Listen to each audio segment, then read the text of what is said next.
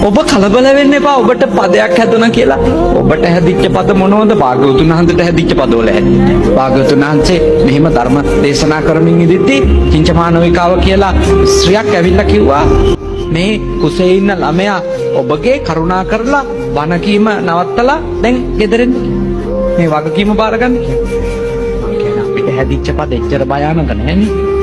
මම කල්පනා කරනවා මට කවුරු හරි පදයක් හදලා කියලා ආරංචි වෙනකොටම ලොකු දෙයක් ඔය ගානෙන් නැවතිච්ච එක බුදුහාමුදුරන්ගේ මට්ටමට ආවේ නෑනේ කියලා. ඒක හදාගන්න. අපිට එහෙම එකක් කිව්වොත් පැනලා දුවයි අපිනේ.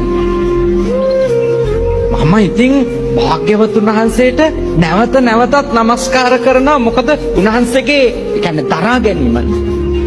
උන්වහන්සේ දරුණු නින්දාව කරපු එක්කෙනාටත් කතා කළේ නැගණිය. ඔය කතාවේ ඇත්ත නැත්ත දන්නේ නුඹත් මාත් විතරයි.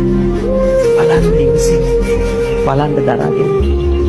ඒක ඇතුලේ මම ඔබට තව දෙයක් කියනවා. භාග්‍යවතුන් වහන්සේ එවැනි නින්දාවක් වින්දේ නැත්තම් භාග්‍යවතුන් වහන්සේ අද මෙච්චර ප්‍රශංසා ලබන කෙනෙක් වෙන්නේ නැහැ. එනිසා ජීවිතේ ඔබට නින්දා නැමැති ගල් එනවා නම් ඒ ගල් එකතු කරලා ගයක් හදන්න.